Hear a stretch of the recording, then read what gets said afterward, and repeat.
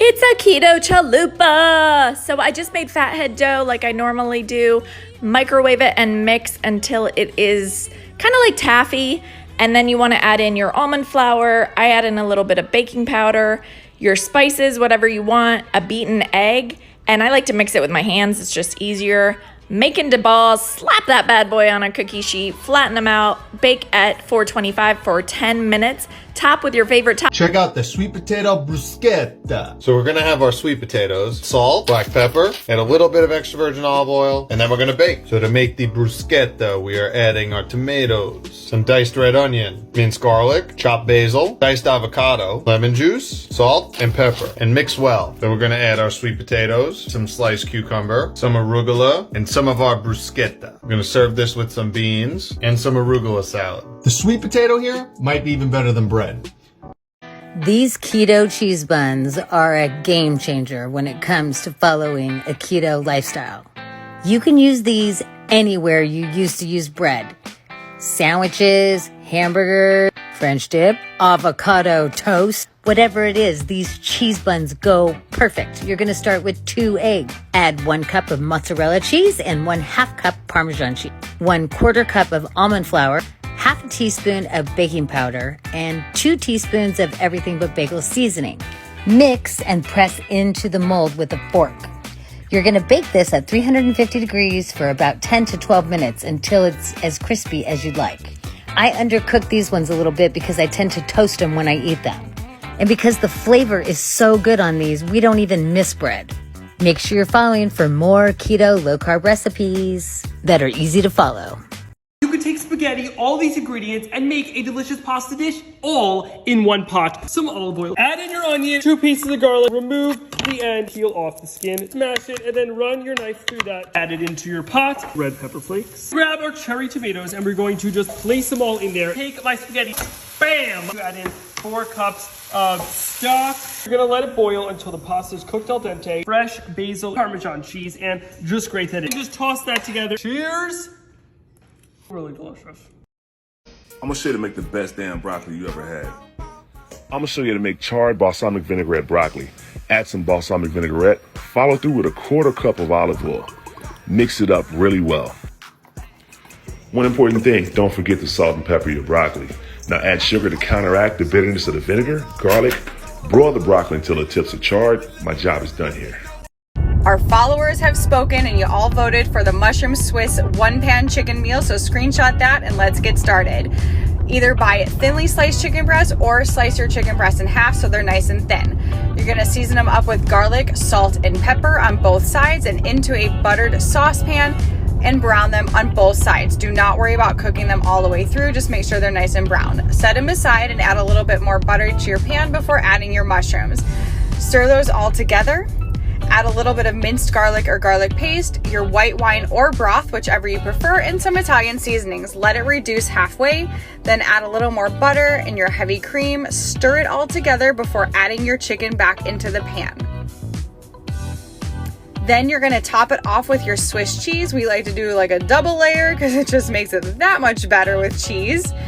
Cover it and let it simmer for 6 to 8 minutes. Serve it up with your favorite veggies or salad. If you make it, tag and duettus and like and follow. Oh my goodness, this is the best. 1/2 block of cream cheese, 1 to 1.5 cups heavy whipping cream, whisked together over heat until combined. Add 1 teaspoon Dijon mustard, 1 teaspoon garlic powder, 2 pinches pink Himalayan salt, and stir together with 1 to 1.5 cups shredded cheese until combined. Turn the heat off so it doesn't burn. Continue to mix until you get ready to pour it on top of your cooked cauliflower, where you will then stir it together, top it with more cheese and even some bacon bits, and stick it in the oven at 350 for 15 to 20 minutes. It is really one of our favorites, a great side for any keto meal. Yummy, cheesy deliciousness. Have you ever wondered how to make super crispy chicken in the air fryer? Let me show you how to get it done.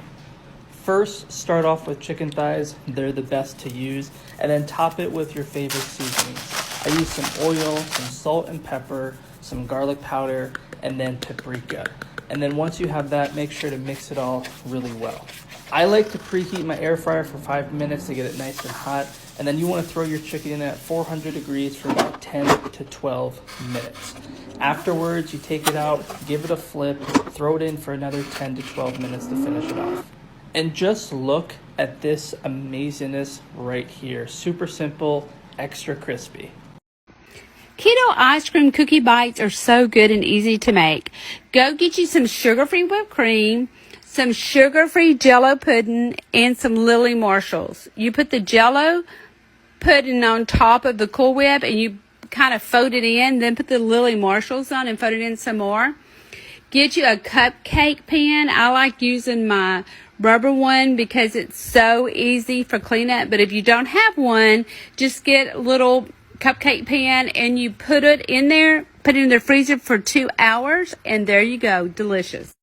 Hey guys, Chef Joe Sabinera. If you love chopped meat and you love eggplant too, my stuffed eggplant is to die for. Easy, simple, check it out. Wash the outside of your skin really good. Now with the top of a lemon, make sure you brush all the eggplant. Take your eggplant, slice it down the middle, and just open it up a bit. Season the inside, salt and pepper. Put it in the oven 350 degrees for 15 minutes. Good quality oil. Carrots, celery, onions, your standard mirepoix. The chopped meat, I like 90% lean. Add some tomato sauce. Salt, oregano, and dry basil. Looking good, but we want it to cook down to a thick paste. Half a pound of sharp cheddar cheese right in there. Tomato sauce. Stuff the whole eggplant. Your cheese over the top. Put it back in the oven on broil for 10 minutes. Rules in cooking, my friends. Taste this. Okay, where are my chocolate or brownie lovers? This keto brownie low-cal is amazing. I absolutely love this recipe because it's super easy and it is delicious. If you're on a keto diet and you're missing your brownies or your snacks, you need to make this because it will last in the icebox for a week.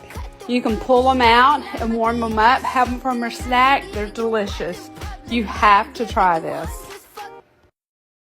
What is this deliciousness, you ask? Let me show you. I sprayed my pan with avocado oil and shredded in some cheddar. I added a little bit of Parmesan and a couple of eggs. Moved the egg mixture around, and when it was close to being done, added more cheese, bacon, and a burger. I topped it with a little bit more cheese and then started folding it up. And there you have it, a yummy burger crunch wrap. And this was crunchy, let me tell you. And not to mention, only a few ingredients. Enjoy!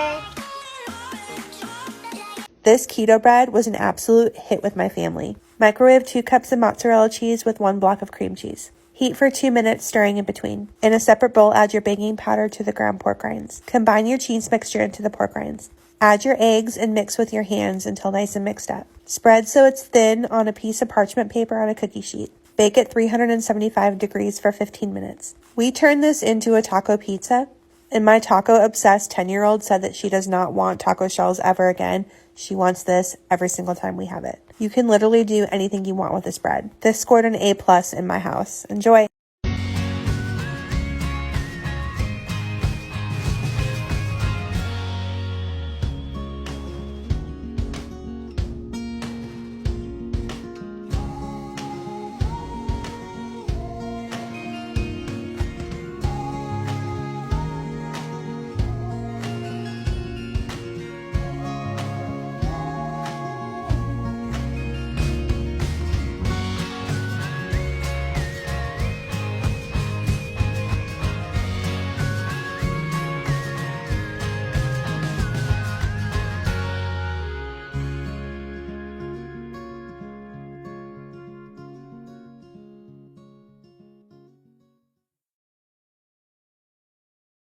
Have you tried making my keto KFC coleslaw dupe? Let me show you how I made this. You're gonna start by making your dressing. Add your mayo, sour cream, apple cider vinegar, a little sweetener, salt and pepper to taste, and lemon juice. Now we mix. Now pour your dressing over your coleslaw. Give it a good mix and make sure your coleslaw is fully coated in the dressing. Add thinly sliced onions, some jalapenos if you're about that spicy life, and yes, I added cilantro. Full recipe is on YouTube at Low Carb Love.